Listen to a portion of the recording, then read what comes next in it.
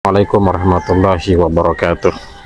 Alhamdulillah, alhamdulillahillazi hadana li hadza wa ma kunna linahtadiya laula an hadanallah. Asyhadu an la ilaha illallah wahdahu la syarikalah wa asyhadu anna Muhammadan abduhu wa rasuluh.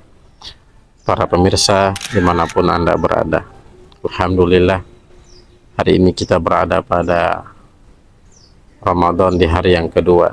Tentunya di Ramadan pertama kita telah berusaha semaksimal mungkin untuk memberikan catatan-catatan yang terbaik di hadapan Allah Subhanahu wa Ta'ala. Sahabat-sahabat yang dirahmati oleh Allah Subhanahu wa Ta'ala, tema yang akan kita bahas pada kali ini yaitu persiapan Ramadan. Kenapa Ramadan harus dipersiapkan? Karena segala aktivitas kita di dunia ini memang perlu adanya persiapan. Sekolah saja memiliki persiapan, pekerjaan saja memiliki persiapan, membangun rumah tangga saja memiliki persiapan. Semuanya membutuhkan persiapan. Apalagi dengan Ramadan, yang dimana Allah Subhanahu wa Ta'ala memberikan target di bulan Ramadan ini, yaitu takwa bagi mereka yang menjalankannya. Dan tentu takwa ini tidak akan dengan sendirinya Allah Subhanahu wa Ta'ala berikan tanpa ada persiapan yang matang yang harus kita lakukan. Nah, apa saja persiapan-persiapan kita?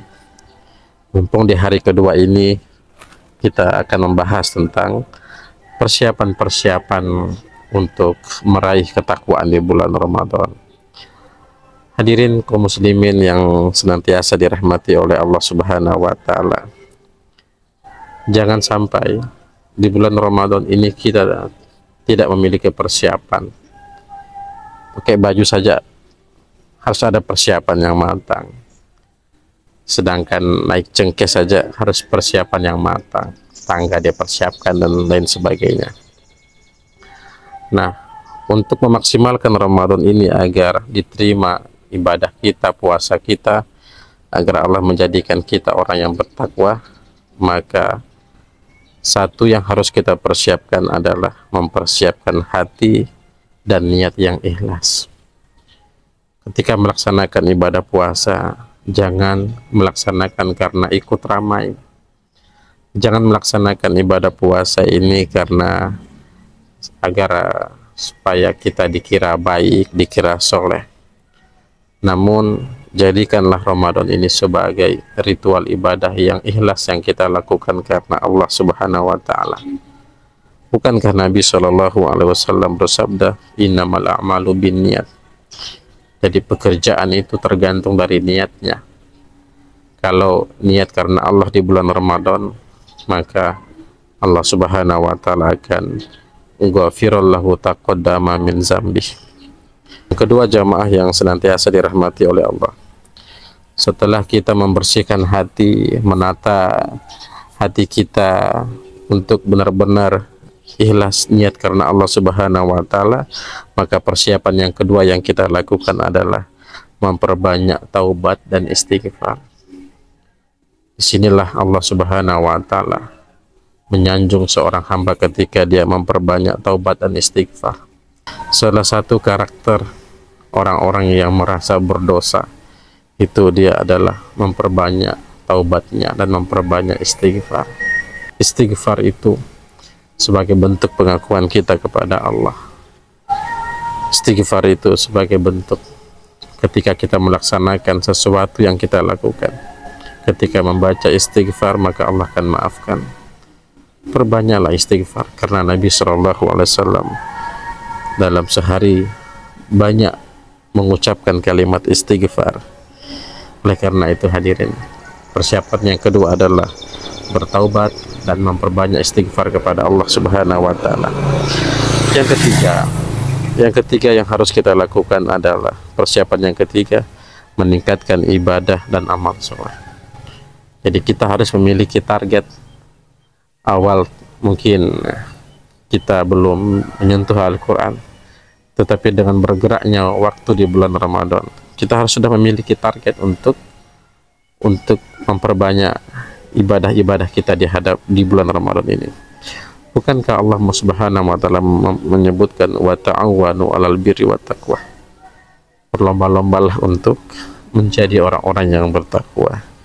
Dan Allah menyebutkan dalam ayat lain, inna akramakum indallahi atqakum. Yang mulia itu adalah mereka yang bertakwa. Maka takwa ini proses dari perlombaan seorang hamba untuk menjadi orang-orang yang bertakwa, maka dia akan mulia, jemaah. Yang keempat, persiapan yang keempat adalah mempelajari ilmu tentang Ramadan. Ini penting. Hari ini akses kita begitu mudah untuk mempelajari ilmu. Di YouTube bisa, apalagi melaksanakan sholat tarawih.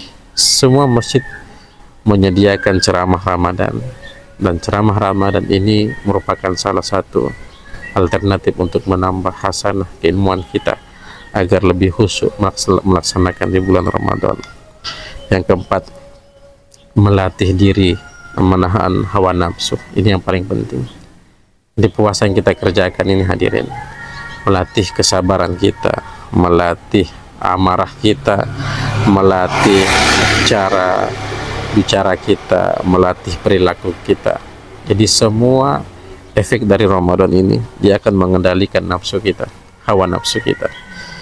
Para ulama menyebutkan hawa nafsu itu seperti bayi yang lapar. Bagaimana kalau bayi yang lapar? Dia akan berteriak, menangis sekencang-kencangnya, sekuat-kuatnya. Nanti diberi susu, barulah diam bayi tersebut. Begitulah hawa nafsu.